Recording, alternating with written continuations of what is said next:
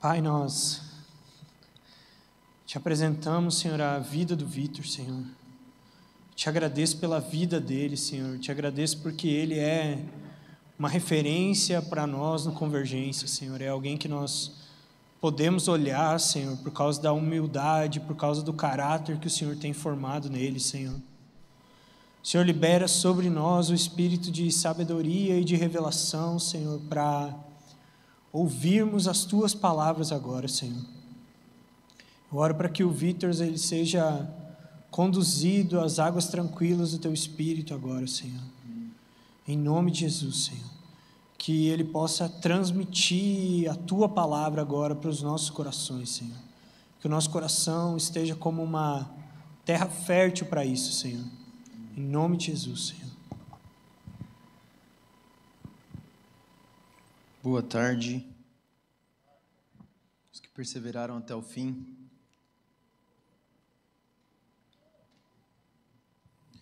Gente, muito bom estar aqui para poder compartilhar a palavra com vocês.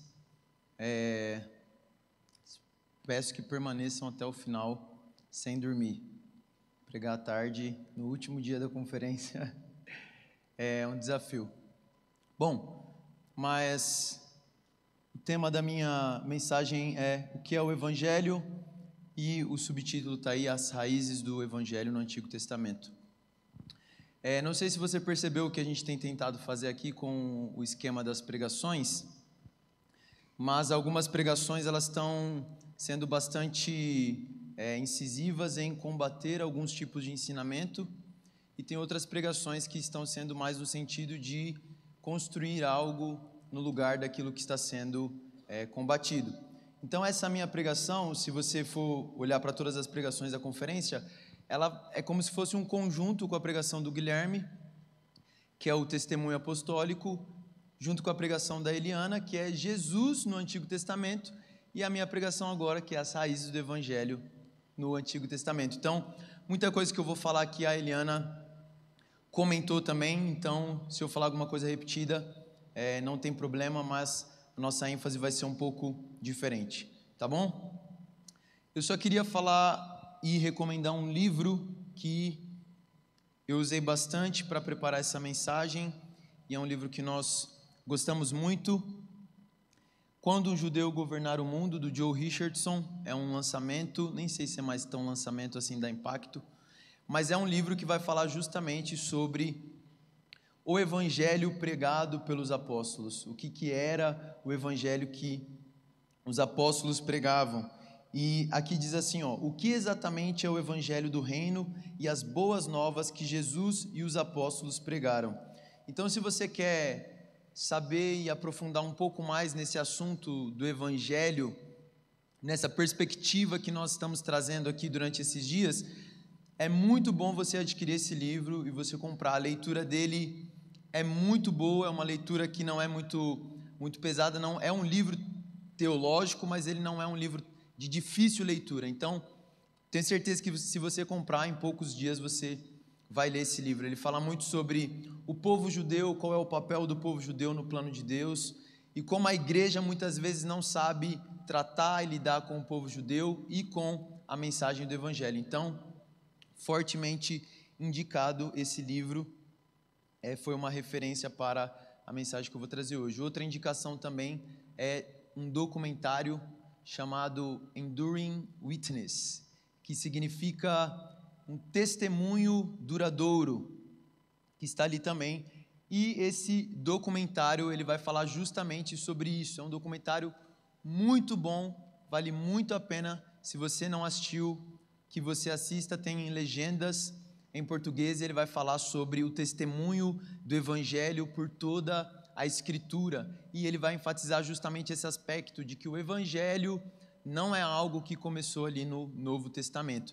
E onde é que você pode encontrar esse documentário para assistir? No canal do YouTube da Iniciativa. Quem está aí da Iniciativa? Levanta a mão. Iniciativa é uma iniciativa de amigos que nós nos propusemos a criar um site para colocar conteúdo sobre escatologia, sobre fim dos tempos, sobre o Evangelho, sobre Israel, porque o que acontece é que existe muito conteúdo sobre esse assunto em inglês. Grande parte das referências que nós temos no que diz respeito a esse assunto são artigos e são livros que estão em inglês. Então nós criamos essa iniciativa para colocar material traduzido, material em português e também algumas coisas que nós estamos escrevendo. Você pode acessar o site da iniciativa, ainiciativa.com, e você vai encontrar diversos artigos ali. Tem o Instagram que você pode seguir também e todas as nossas redes sociais. Se você quer receber conteúdo desse tipo que nós estamos falando aqui, segue aí, tá bom? Vamos lá ao nosso assunto. Eu também não vou enfatizar uma passagem específica da Bíblia. Nós vamos olhar várias passagens na Bíblia para tentar entender o que é isso que nós estamos querendo dizer com o Evangelho. Eu não sei se já desceu, se já fez sentido para você na sua consciência o que nós estamos falando até aqui, o que a Eliana falou muito forte. Nós estamos falando que o Evangelho não é uma mensagem que começa no livro de Mateus. Não é algo que se iniciou ali quando Jesus encarnou. O Evangelho não é somente a morte e a ressurreição de Jesus para perdão dos nossos pecados. A morte e a ressurreição de Jesus para perdão dos nossos pecados é uma parte do Evangelho. Então nós precisamos entender o que é o Evangelho, uma mensagem como um todo. Mas antes de falar sobre isso propriamente dito, o que eu quero começar dizendo é que um dos fatores que nos leva a não entender o Evangelho ou pensar que o Evangelho é algo que começou ali no Novo Testamento é porque nós estamos muito desconectados com o tempo de Jesus. Não é simplesmente porque nós estamos longe em relação aos anos, mas é porque nós não temos conexão, nós não conhecemos muitas vezes o contexto em que aquelas pessoas estavam inseridas, o contexto em que elas receberam Jesus e o que aquele povo estava esperando quando Jesus veio. Então, para nós entendermos do que se trata o Evangelho, nós precisamos entender o que aquelas pessoas estavam imaginando, o que aquelas pessoas estavam esperando. Mas uma outra coisa que eu quero falar para você, como introdução, é que talvez você veio nessa conferência e eu não sei o que você estava esperando. Talvez você estava esperando uma palavra de bênção para o seu ano de 2020. Talvez você estava esperando uma palavra que ia, assim, dar direções claríssimas ou ia consolar e confortar o seu coração e você saberia tudo o que você vai fazer no ano de 2020, ou uma palavra que iria amaciar o seu coração, que talvez estivesse abatido pelas coisas que aconteceu em 2019. E talvez não é isso que você encontrou aqui, porque nós temos um costume, um hábito, que é um mau hábito, de achar que esse livro foi escrito para nós. E eu vou explicar o que eu estou querendo dizer. A Bíblia, existem diversas passagens, diversos livros que nós podemos ter uma aplicação pessoal daquilo que ela está dizendo. Mas a Bíblia, em última análise, em última instância, ela não foi escrita para você especificamente, como um indivíduo. Ela não é sobre você. Nós não devemos olhar para as Escrituras simplesmente procurando algum texto, algum versículo onde o Senhor vai falar conosco, o Senhor vai ministrar no nosso coração. Sabe a caixinha de promessa? Você pega um versículo e aquele versículo é o versículo do teu dia que vai guiar os seus passos. É claro que a Bíblia, existe uma aplicação pessoal sobre aquilo que está escrito, mas a princípio ela não é sobre nós. Nós não somos o centro da Bíblia. Nós não somos o centro de muita coisa, nós não somos o centro. Então, quando nós vamos a esse livro, quando nós vamos ler as Escrituras, nós devemos entender que nós estamos chegando a um livro que está contando uma história. Tem um enredo acontecendo, tem capítulos, tem livros um após o outro que estão desenvolvendo uma narrativa. Eu não posso simplesmente abrir aleatoriamente em qualquer lugar e esperar uma palavra de Deus para mim. Deus vai falar com você, porque a palavra dele é ungida, é inspirada. Eu não estou dizendo que você não pode ler a Bíblia e ler os Salmos para fazer devocional e para Deus falar com você, mas antes disso, você precisa entender que a palavra de Deus não é sobre você a princípio. Não é para ter uma palavra para que a sua vida vá bem. A palavra de Deus antes é uma história. E a palavra de Deus é a história de um povo especificamente. A palavra de Deus ela está contando a história, como nós vimos, de uma semente, de um descendente, a história de uma promessa. Então, por causa disso, quando você não compreende essa história, quando você não compreende que a Bíblia está contando a história de um povo, de uma promessa, de um descendente, você não consegue se conectar com o plano de Deus. E muitos cristãos não conseguem viver uma vida, um cristianismo autêntico, porque ele não consegue se conectar com essa história. Por quê? Porque ele não conhece a história. Ele enxerga a Bíblia simplesmente como um manual para que a sua vida vá bem. Enquanto você não entender a história desse livro, enquanto você não se conectar com a história desse livro, o seu cristianismo nunca vai ser um cristianismo autêntico, nunca vai ser um cristianismo relevante. Você vai viver atrás de bênçãos e palavras para que a sua vida simplesmente permaneça do jeito que ela está ou dê uma melhorada. Mas, a partir do momento que nós nos conectamos com essa história e nós entendemos que ela não é exclusivamente sobre mim, não é simplesmente, não é um livro que eu acesso simplesmente para obter um benefício pessoal, para que eu seja abençoado. Quando eu entendo isso, eu me conecto com essa história e aí a minha vida começa a fazer sentido. O meu cristianismo começa a fazer sentido. Existem muitas pessoas que estão olhando tanto para dentro de si e para os seus problemas pessoais que elas não conseguem viver. Elas estão travadas em um cristianismo que é irrelevante. Por quê? Porque elas estão olhando para dentro de si mesmas. O que nós precisamos fazer é tirar os olhos de nós mesmos e colocarmos os nossos olhos no plano de Deus. E quando nós fazermos isso, a sua vida vai prosperar.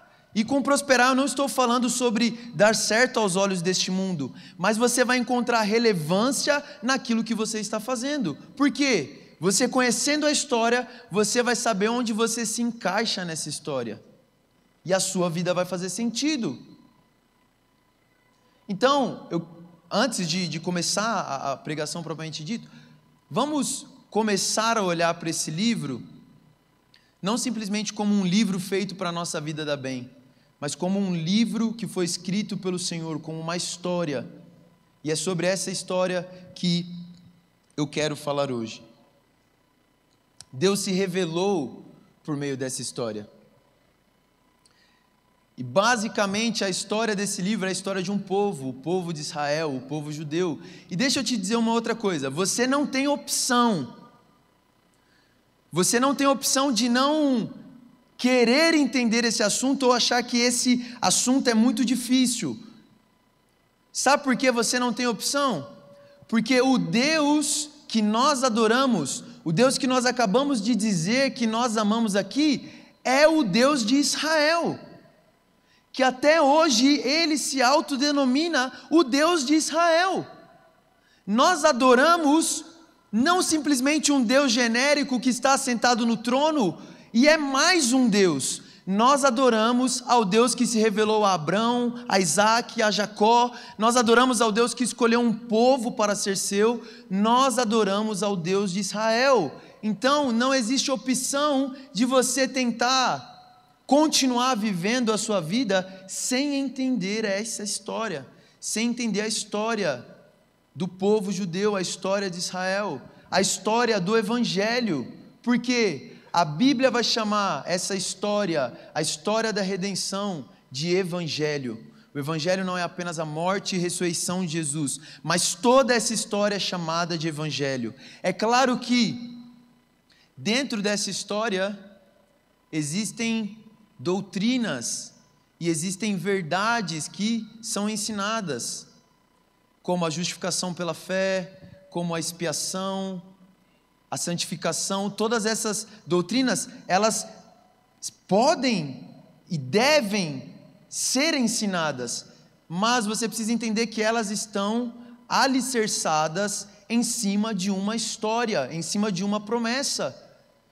E o que aconteceu com a igreja brasileira? E nós somos gratos pela reforma protestante, pelos irmãos reformados que trouxeram essas verdades das doutrinas da graça, da expiação, e o Brasil tem sido abençoado por isso, mas essas doutrinas estão baseadas em uma história. Então, se você pegar somente essas doutrinas e esquecer como elas foram reveladas, você está lidando com um evangelho incompleto. Um evangelho que fala apenas sobre a morte e ressurreição de Jesus, que fala apenas sobre as doutrinas da graça, é um evangelho incompleto. E eu quero que você pense nisso por alguns instantes, porque isso é algo muito sério que nós estamos falando aqui. As doutrinas são alicerçadas numa história, e qualquer tipo de mensagem que nós pregamos que não envolva essa história é um evangelho que está sendo tirado algo dele. É um evangelho incompleto, é um evangelho que vai perder a sua força, porque ele não está baseado naquilo que a Bíblia o baseia. Então nós queremos falar sobre isso hoje. Bom, eu quero ler uns textos com você, só para mostrar para você que o Evangelho realmente não se inicia no Novo Testamento. A Eliana citou aqui, mas quero ler 3 textos, você pode só anotar. Mateus 4, 23 diz assim: Jesus foi por toda a Galileia, ensinando nas sinagogas deles, pregando as boas novas do reino e curando todas as enfermidades e doenças entre o povo, pregando as boas novas do reino. Isso aqui é Mateus capítulo 4, versículo 23. A primeira menção que Jesus faz sobre a morte e a ressurreição dele é em Mateus capítulo 16. Depois da confissão de Pedro, Jesus começa a falar sobre a morte dele. Então, muito tempo antes de Jesus sequer citar a morte e a ressurreição dele, ele já estava pregando o Evangelho. O que ele estava pregando não era sobre a morte e a ressurreição dele. Marcos capítulo 1, versículo 14 e 15. Depois que João foi preso, Jesus foi para Galileia, proclamando as boas novas de Deus. O tempo é chegado, dizia ele, o reino de Deus está próximo, arrependa-se e creiam nas boas novas. Lucas 9, 6, falando sobre os discípulos. Então eles saíram e foram pelos povoados, pregando o Evangelho e fazendo curas por toda parte. E o grande lance é o seguinte: quando eles estavam pregando o Evangelho, ninguém da época ficou surpreso, como se aquilo fosse uma mensagem nova. Nossa, que novidade isso que vocês estão falando sobre Evangelho, sobre boas novas. O que é isso que vocês estão falando? Não, todo mundo que eles abordavam pregando o Evangelho já sabiam do que eles estavam falando e já esperavam por aquilo que eles estavam falando. E não é sobre a morte e a ressurreição de Jesus. Por quê? Está claro nas Escrituras que quando Jesus começa a falar sobre a morte e a ressurreição dele, o que os discípulos fazem? Pedro repreendeu Jesus quando Jesus falou sobre isso. Então era uma outra coisa que eles estavam pensando quando a pregação do Evangelho estava sendo feita aqui. E nós vamos ver sobre isso. Agora eu quero abrir um texto com você que é muito conhecido no meio onde se prega o Evangelho, Romanos capítulo 1, versículo 16.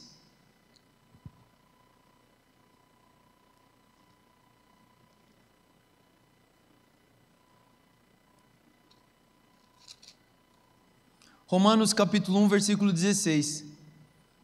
Diz assim: Não me envergonho do Evangelho, porque é o poder de Deus para a salvação de todo aquele que crê.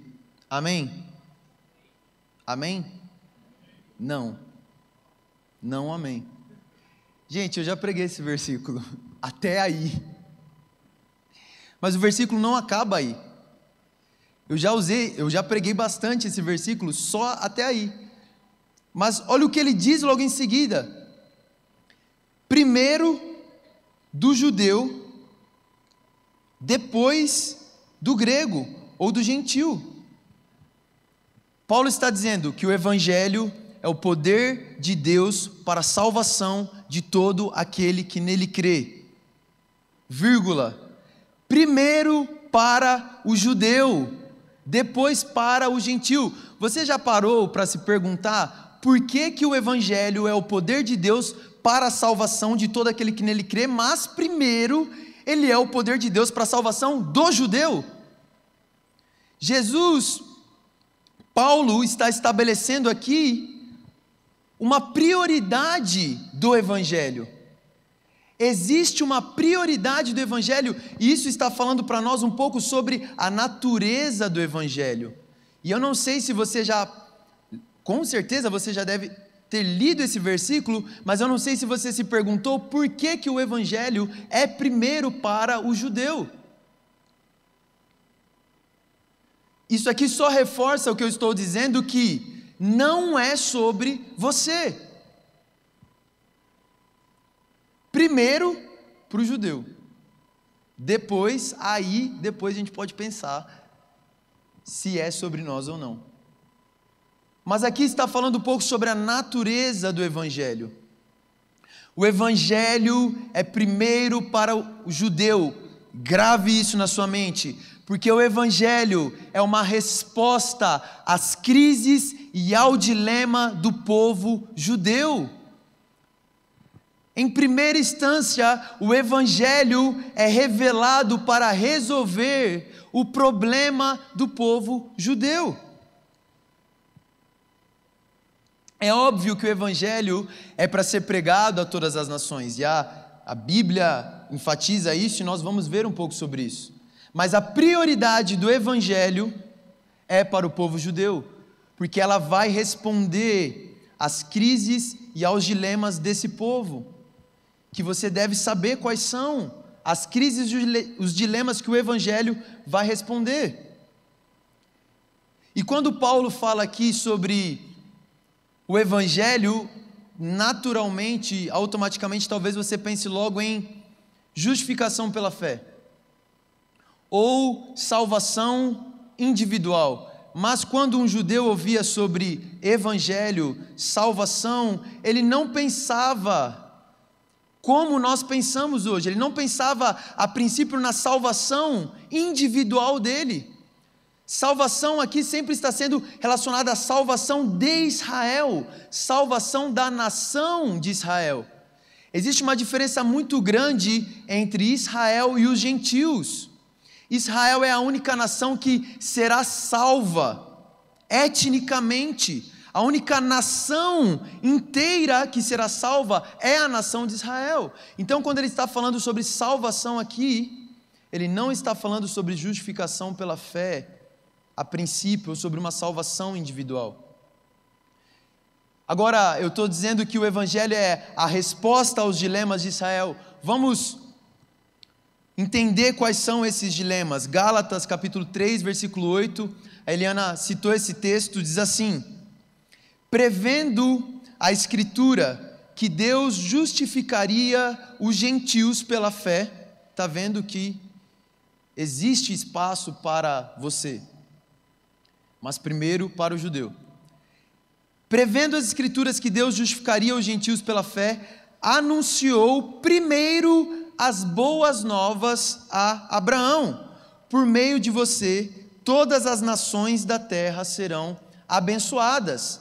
Deus tem um plano para as nações, Deus tem um plano para os gentios, mas antes disso ele anunciou o evangelho a Abraão, dizendo: em ti todas as famílias da terra serão abençoadas. Vamos em Gênesis 12.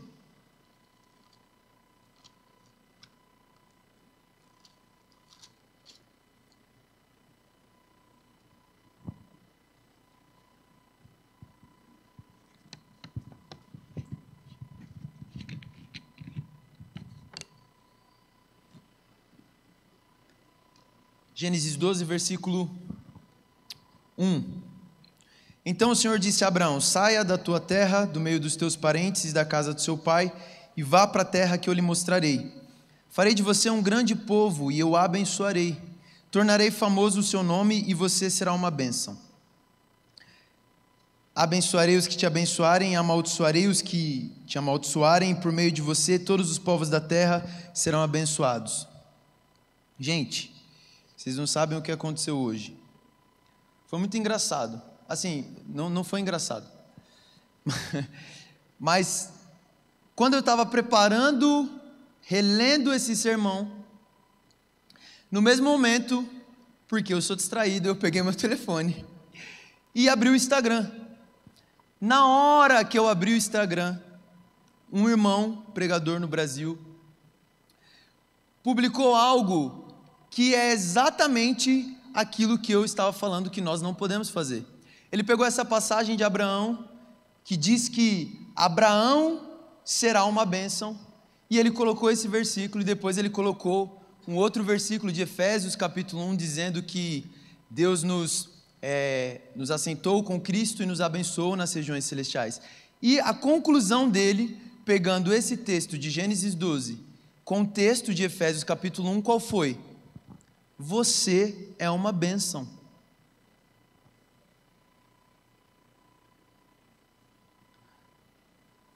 Primeiro eu ri, depois eu comecei a chorar. O que estão fazendo? O que estão fazendo com Abraão, com a história, com a promessa? Estão transformando tudo sobre nós, sobre você ser uma bênção. Estão jogando a história do Evangelho fora.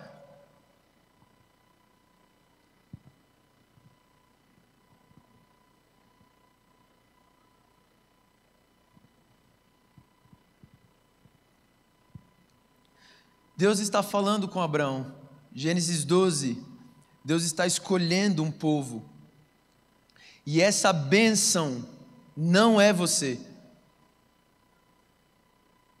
Você não é uma bênção. A bênção que Deus está se referindo aqui em Gênesis 12 é uma bênção para as nações, por meio de um povo. Gênesis 12 vem depois do que, gente? De Gênesis 11. E o que aconteceu em Gênesis 11? A divisão das nações. Gênesis 11 é o último degrau de degradação da humanidade que começou ali em Gênesis capítulo 3. Gênesis capítulo 3 nós temos ali, Gênesis capítulo 2 e 3 nós temos a queda do homem. Depois em Gênesis 6 nós temos o dilúvio e as coisas só vão piorando. Em Gênesis capítulo 11 nós temos a institucionalização da rebeldia contra o Senhor. Os homens se juntam para se rebelar contra o Senhor e fazer exatamente o contrário daquilo que Deus havia dito para eles fazerem. E a Torre de Babel, a divisão das línguas, a formação das nações, o que foi? Foi uma maldição que Deus lançou sobre os homens. Os homens estavam construindo uma torre para se achegar a Deus, e qual é a estratégia de Deus então para desfazer aquilo que os homens estavam fazendo? Ele lança uma maldição e ele divide as línguas. A divisão das línguas foi uma maldição, as nações foram uma maldição que Deus jogou sobre a humanidade. Imagina, de uma hora para outra ninguém mais se entende, o caos foi instalado. Mas por meio daquilo as nações então se espalharam pela terra. E o que acontece depois de Gênesis 11? Como é que Deus vai redimir as nações que foram amaldiçoadas por causa do pecado? Como Deus vai restaurar todas as coisas? Gênesis capítulo 12, escolhendo um homem e falando para este homem: sai da tua terra, eu vou fazer de ti um povo grande, eu vou dar uma terra para você, e você vai ser, esse povo vai ser uma bênção para todas as nações. Então o que é a bênção de Abraão? É a reversão da maldição de Gênesis capítulo 11. Um dia todos nós seremos um novamente. E é sobre isso que Gênesis capítulo 12 está dizendo. E aqui, em Gênesis capítulo 12, Deus promete 3 coisas para quem fez CPP aí. Quais são? Deus promete uma terra, Deus promete que eles seriam um grande povo e que eles seriam uma bênção para as nações. Ou seja, o Evangelho é a resposta para essas promessas que Deus fez a Abraão. O povo judeu, eles, depois de 1945, eles voltaram para a terra, mas não ao tamanho original que o Senhor prometeu. Eles ainda não são um povo grande, porque grande aqui não significa número, mas significa grandeza, significa santidade, e eles ainda não são uma bênção para todas as nações. E o Evangelho é justamente para responder esse dilema do povo judeu. Essa promessa que Deus fez em Gênesis 12 ainda não foi cumprida. Essa promessa que foi dada para Abraão, mas Abraão morreu. E Abraão não vai ser capaz de trazer essas promessas ao cumprimento. Existe somente um que vai ser capaz de cumprir essas promessas. E é esse o Messias esperado por Israel. Ou seja, o Evangelho é muito mais do que a sua salvação individual. Nós reduzimos o Evangelho a uma mensagem de: você aceita Jesus no seu coração para ter uma vida boa aqui nessa terra? Nós reduzimos o Evangelho a uma mensagem gentílica, que não tem mais nada a ver com Israel, não tem mais nada a ver com Abraão.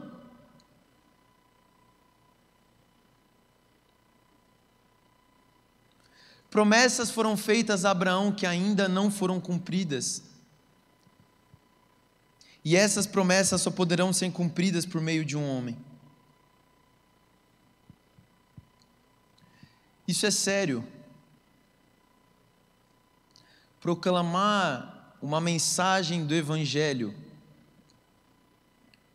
Essa é uma frase do Joe Richardson desse livro. Ele diz: proclamar uma mensagem do Evangelho que não culmina em um homem judeu governando o mundo, então esse não é o Evangelho do Novo Testamento.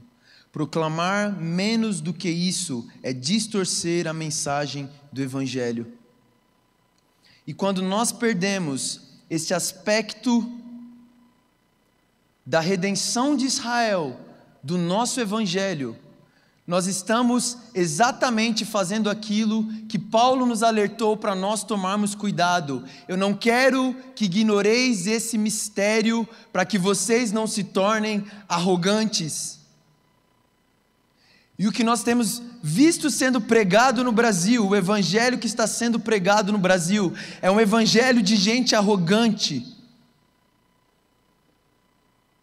que jogou fora o Antigo Testamento, que jogou fora as promessas de Deus para Israel, que não entendeu o mistério e se tornou arrogante por causa disso.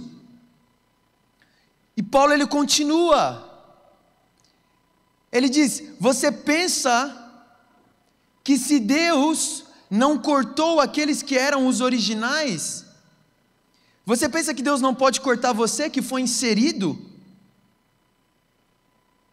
na oliveira? São muitas implicações disso.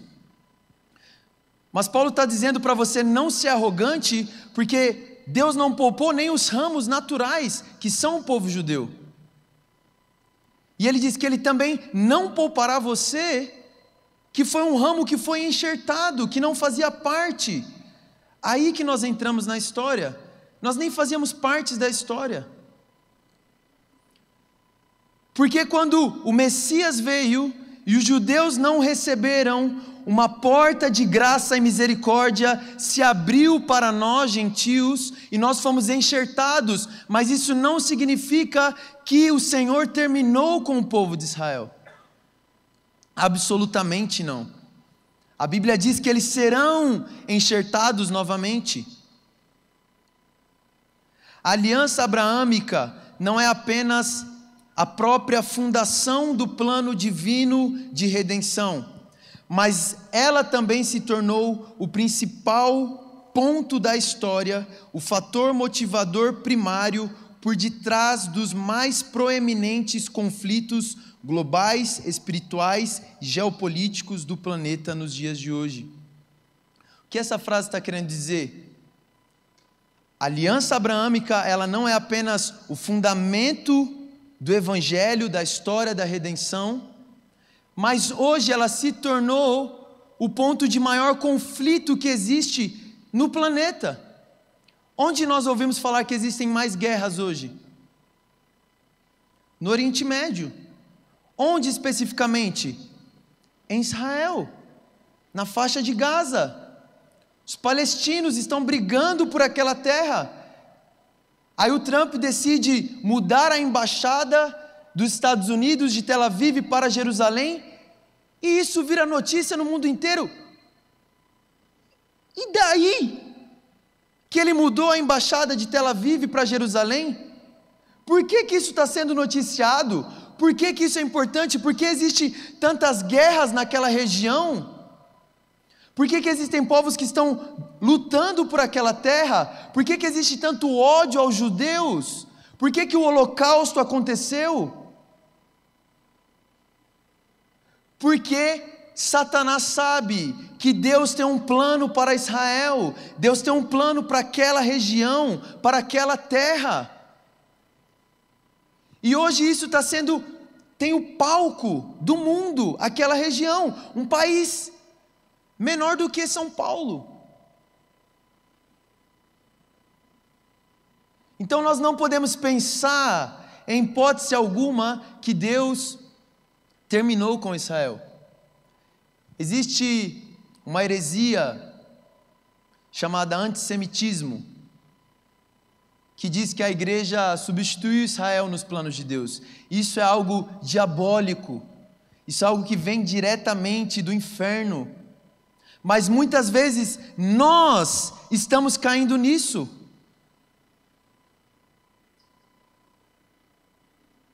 Quando nós pregamos um evangelho incompleto. Muitas vezes a gente está falando, esse povo aí que não gosta dos judeus, mas aí quando alguém converte, o que você faz? O que você fala para ele? Nossa, irmão, você pode começar lendo a Bíblia, sabe de onde? Do livro de Mateus. O que você está fazendo? O que você está querendo dizer? O que está por detrás disso é um espírito de antissemitismo. É muito mais profundo do que a gente imagina. Não é chegar e falar assim, a igreja substitui Israel. É mais profundo do que isso. É você não entender a história. É você não entender a promessa, não entender o evangelho. Quando nós pregamos um evangelho que não fala sobre Israel, nós estamos contaminando o evangelho. É um evangelho incompleto. A morte, a ressurreição de Jesus. Eu não estou dizendo que isso não é o evangelho, mas é parte do evangelho. Uma parte importantíssima que nós vamos falar. mas não é todo evangelho. Não dê aquela bibliazinha azul para as pessoas que têm só o Novo Testamento. Eu entendo que talvez as pessoas tenham boas intenções, é importante conhecer Jesus, a história de Jesus, mas a história de Jesus não começa em Mateus. O que Mateus, capítulo 1 de Mateus fala? Versículo 1.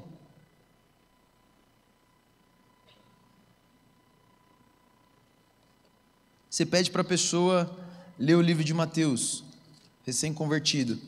Primeiro versículo diz assim: registro da genealogia de Jesus, filho de Davi, filho de Abraão. Para onde você tem que voltar? Devia ter uma coisa escrito: você começou a ler errado, volte para a página 1. O primeiro versículo eu já não entendo nada. Filho de Davi, filho de Abraão. Quem são? Onde estão? Do que se alimentam? Volte para Gênesis. A Bíblia é um livro. Você não começa lendo um livro da metade. De vez em quando eu faço isso com alguns livros, mas não com a Bíblia. Nós precisamos enxergar a Bíblia como uma narrativa que tem início, meio e fim, de Gênesis a Apocalipse, uma história só.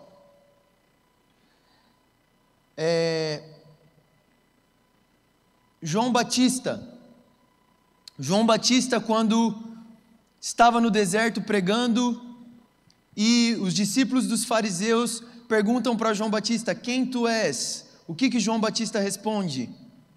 Isaías 40, eu sou a voz do que clama no deserto, preparai o caminho do Senhor. Por quê que João Batista, que estava pregando o evangelho, se identifica com o mensageiro de Isaías 40? Vamos lá, Isaías 40. É isso que nós deveríamos fazer quando estamos lendo a Bíblia. Se você lê uma referência do Antigo Testamento lá no Novo Testamento, o que você precisa fazer? Pular? Você precisa procurar onde está essa referência para conseguir entender o que ele está dizendo. Você não vai entender o que ele está dizendo se você não entender a referência que ele está usando. Isaías 40 é uma das passagens no Antigo Testamento onde nós mais conseguimos entender o significado da palavra evangelho. Vamos ler.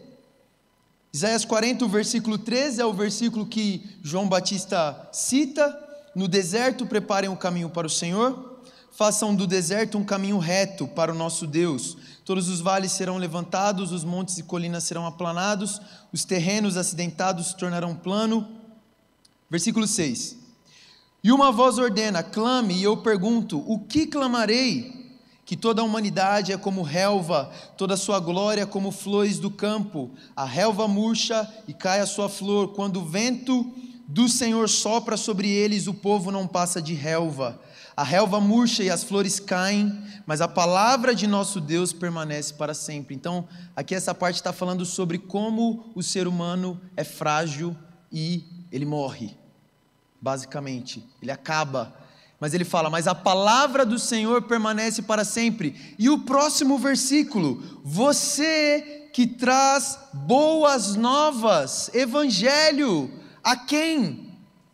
A Sião. Suba num alto monte. Você que traz boas novas a quem?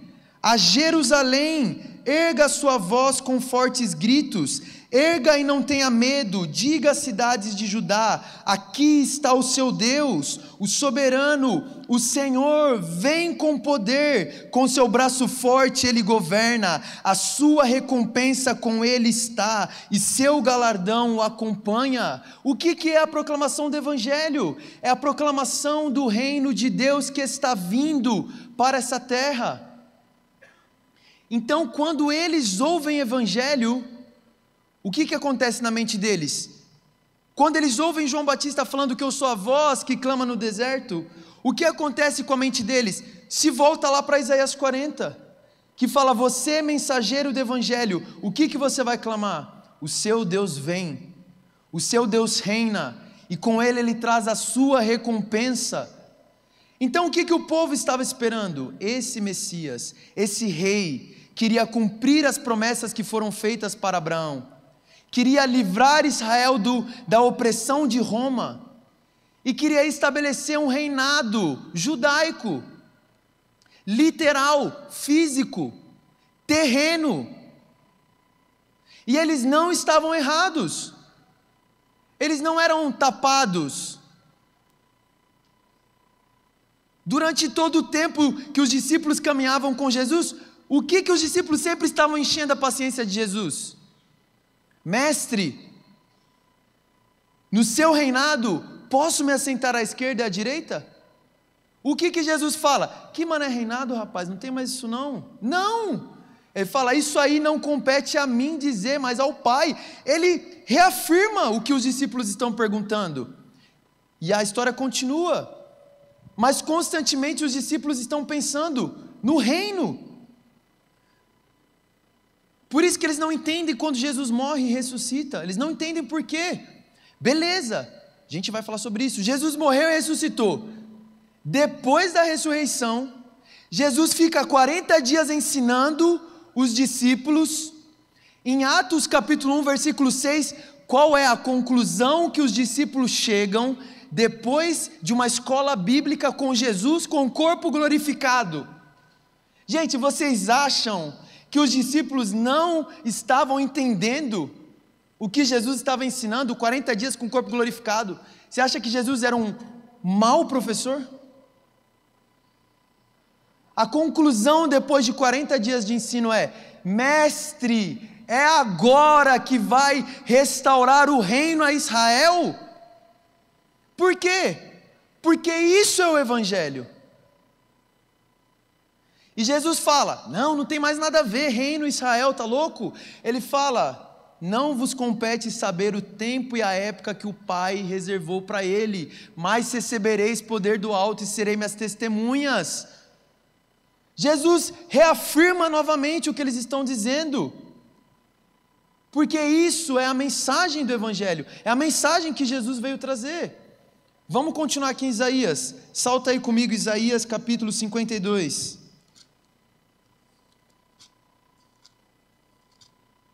Isaías capítulo 52, versículo 7, o versículo do missionário.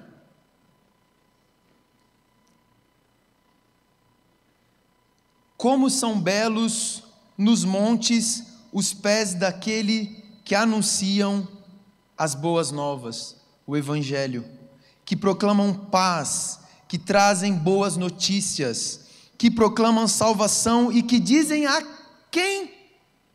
Sião.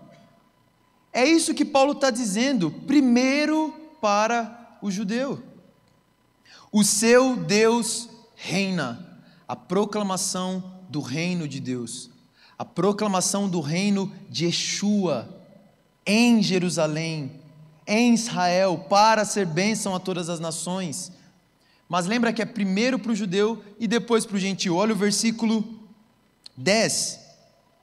O Senhor desnudará seu santo braço à vista de todas as nações, e todos os confins da terra verão a salvação de nosso Deus. Isso não vai ficar restrito apenas a judeus, isso não vai ficar restrito apenas à nação de Israel. Essa bênção vai se espalhar para as nações, e todas as nações da terra serão abençoadas, conforme diz em Gênesis capítulo 12.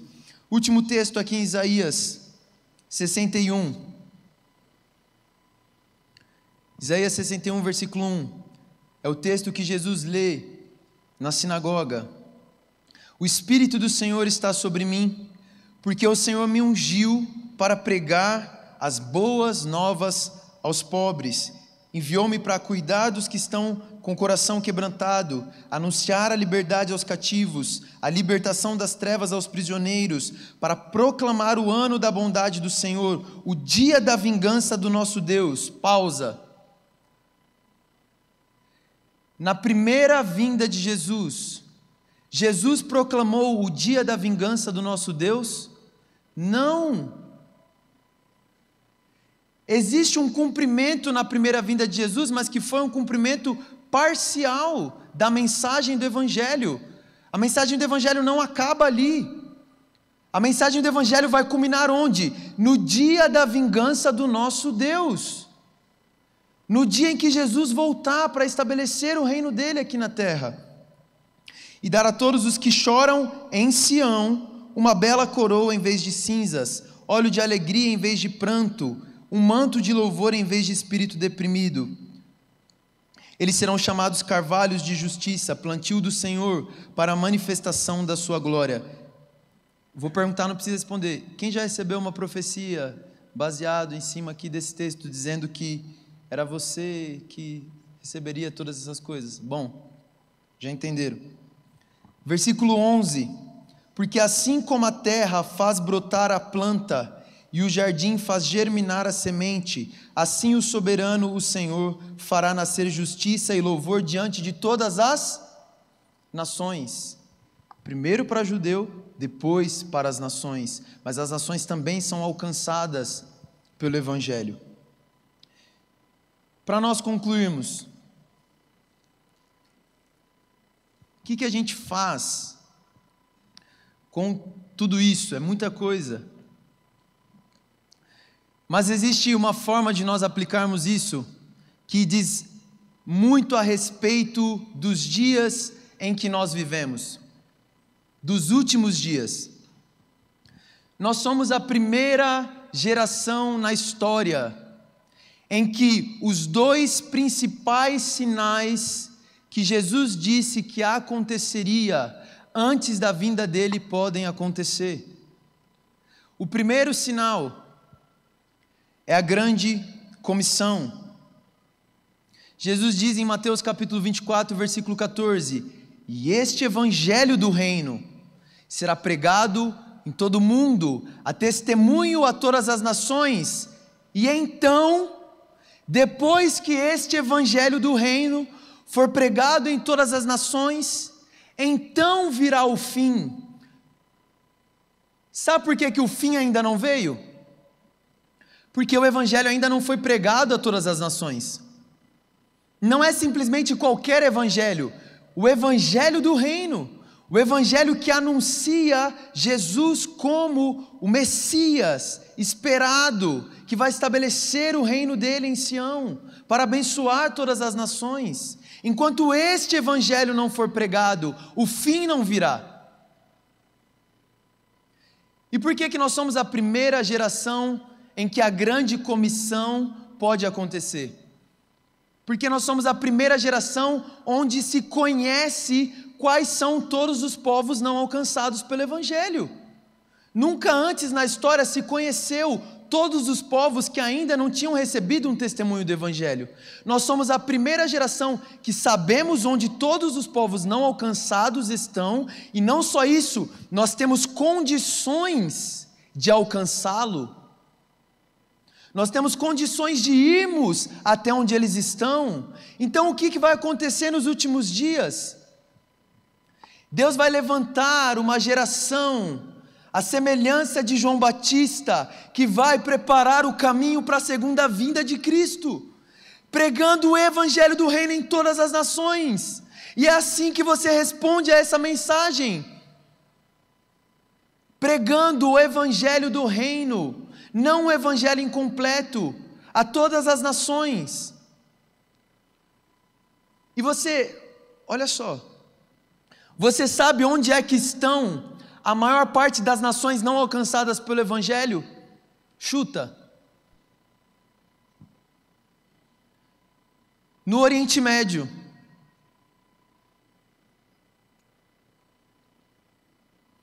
As nações que estão ao redor de Israel são as nações que existe a menor expressão do evangelho em todo o mundo. E a maioria dos que estão ao redor de Israel são árabes. Você sabe de quem são os descendentes? De quem os árabes são descendentes? De Ismael.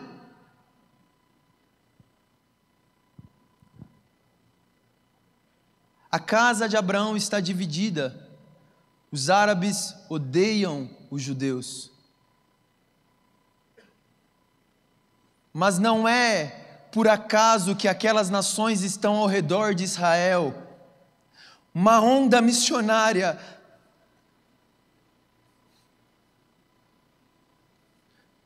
Nesses últimos dias vai se levantar uma onda missionária para o Oriente Médio. Árabes, isso já está acontecendo. Assista o outro documentário, Sheep Among Wolves, Cordeiro no meio de leões, de lobos. Você vai ver o que Deus está fazendo na igreja no Irã. Árabes estão se convertendo a Jesus. E antes eles que odiavam os judeus, agora estão amando esse povo. E o que você acha que isso vai gerar no coração de um judeu? Porque uma coisa, a Bíblia diz que Israel será salvo quando eles olharem para os gentios e os gentios vão causar ciúmes em Israel. E Israel será salvo. Uma coisa, nós como igreja gentílica aqui no Ocidente, em certo sentido, nós devemos pregar o Evangelho. Nós devemos viver um cristianismo que cause ciúmes em Israel. Só para constar, tudo isso que nós estamos fazendo com a Escritura não causa ciúmes em Israel.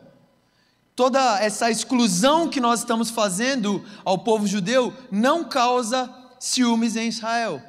Ir para Jerusalém e ser batizado no Rio Jordão não causa ciúmes em Israel. Pelo contrário, só gera desgosto dos judeus em relação à igreja gentílica. Mas a igreja no Ocidente vai gerar ciúmes em Israel. Mas sabe quem é que vai gerar mais ciúmes ainda em Israel? Quando um judeu ver um árabe convertido a Jesus, dizendo para ele: eu que te odiava, agora te amo, e eu amo o seu Deus, e o Senhor quer reunir a nossa casa de novo. Existem promessas para Ismael. Deus prometeu que Ismael teria um povo grande também. Quando um judeu ver um árabe dizendo que o ama, isso vai gerar ciúmes em Israel. Qual é a sua função? Ir para o Oriente Médio pregar o Evangelho. Talvez você não vá esse ano, mas talvez ano que vem. Obrigado, Bruninho.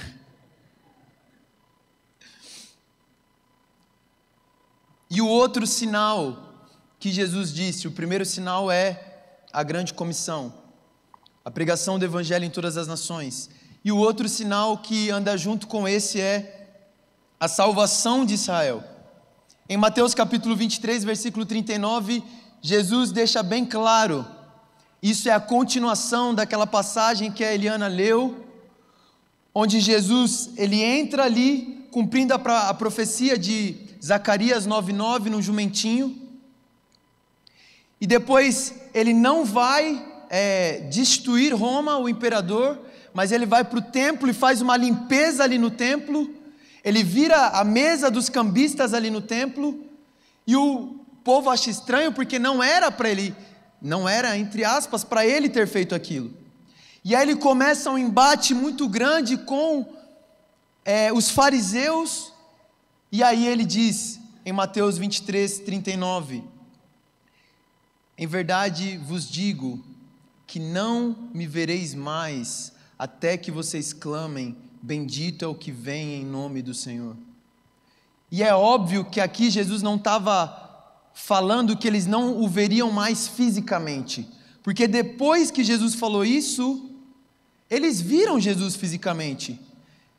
Jesus está dizendo, vocês não vão me ver mais entrando em Jerusalém como Messias, como eu acabei de fazer, até que vocês clamem, bendito é o que vem em nome do Senhor. Jesus está dizendo que ele só vai voltar depois da salvação de Israel. E por que na nossa geração esse também é um dos sinais que podem ser cumpridos? Porque depois de muitos anos, Israel está novamente na terra. Depois de muitos anos nós temos visto cada vez mais os judeus voltando a morar em Israel. Isso é um sinal para o nosso tempo. Em nenhuma outra geração era possível esses dois sinais acontecerem simultaneamente, mas na nossa geração isso pode acontecer. Agora existe uma outra aplicação bem mais prática, que tem a ver com a primeira vinda de Jesus. A morte e a ressurreição de Jesus é para possibilitar a nossa entrada no reino dele. E se você não se arrepender dos seus pecados, se você não tiver fé em Jesus Cristo, você vai ficar de fora do reino de Deus. Você vai ficar de fora do reino de Jesus. Eu não sei se existe aqui alguém que nunca se arrependeu dos pecados e teve fé em Jesus. Mas se existe alguém aqui que ainda não é salvo e entrou por aqui por acaso, ou se você acha que você é salvo, mas você nunca experimentou um arrependimento verdadeiro, e você nunca teve uma fé verdadeira em Jesus, você precisa fazer isso hoje, porque senão você vai ficar de fora desse reino de Jesus que vai ser estabelecido na terra. A nossa esperança não está em ser salvo apenas e ir para o céu tocar a harpa. A nossa esperança está na ressurreição dos mortos. Nós iremos ressuscitar, receber um corpo novo e reinar com Cristo aqui nesta terra. Essa é a nossa esperança.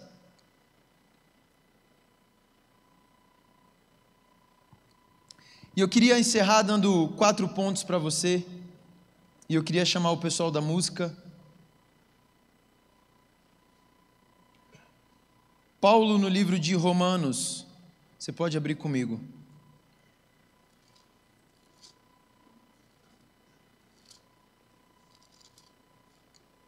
Romanos capítulo 9, versículo 1. Digo a verdade em Cristo, não minto, minha consciência o confirma no Espírito Santo. Tenho grande tristeza e constante angústia em meu coração.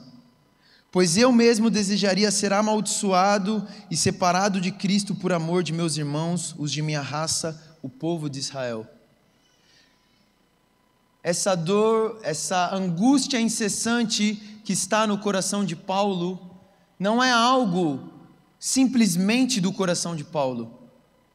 Isso aqui é algo que está no coração de Deus.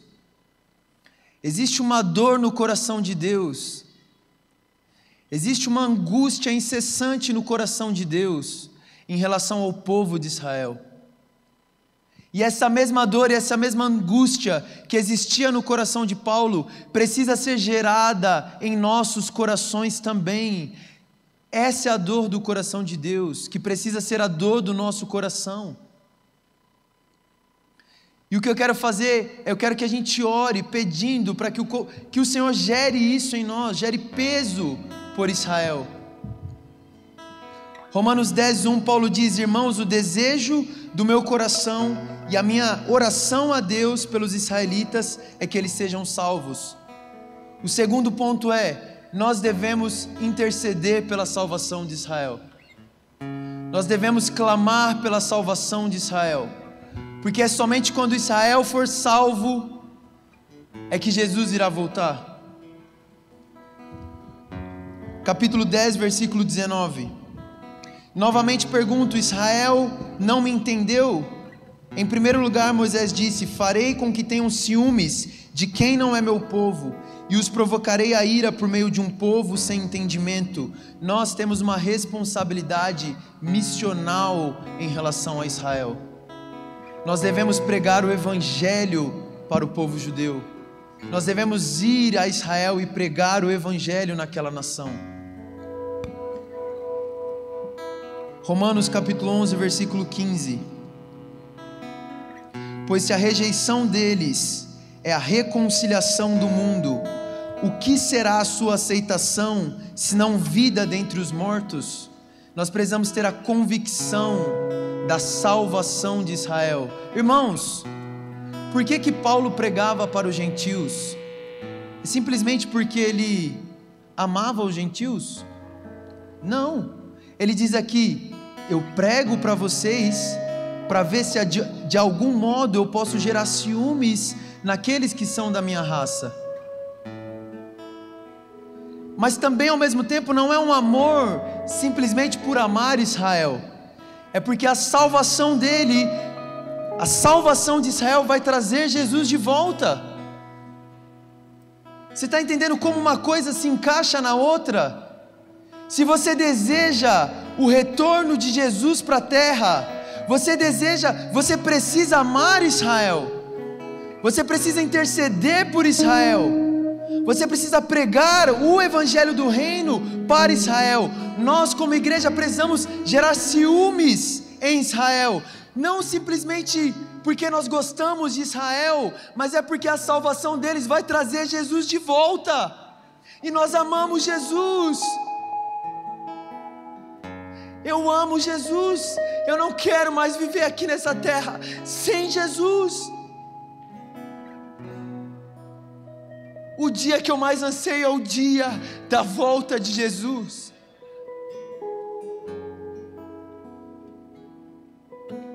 É por isso que isso precisa queimar nos nossos corações.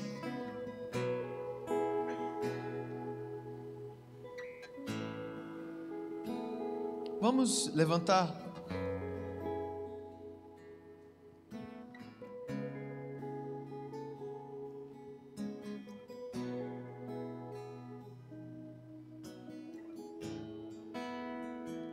Pai, eu oro para que o Senhor aqueça os nossos corações com a mensagem do Evangelho, com a mensagem de que o Senhor está voltando, com a mensagem de que o Senhor vai estabelecer um reino aqui nesta terra, com a mensagem de que nós iremos reinar com o Senhor. Pai, nós queremos o retorno do Teu Filho aqui para a terra.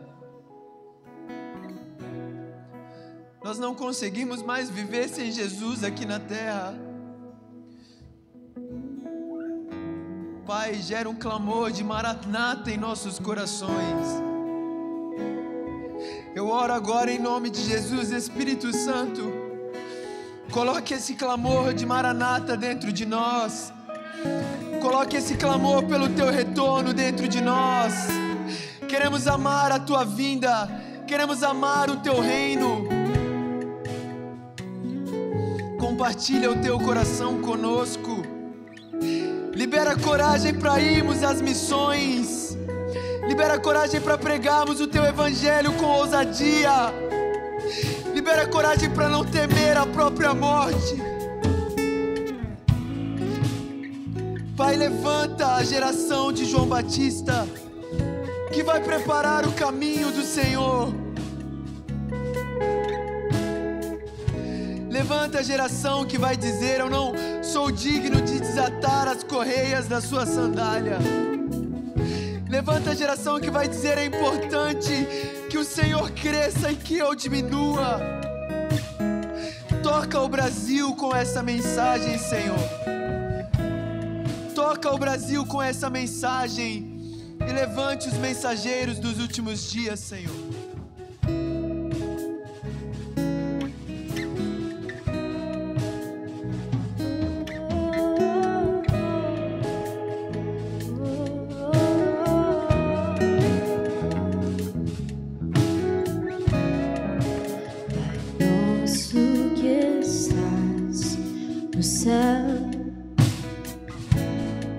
Santificado seja teu nome.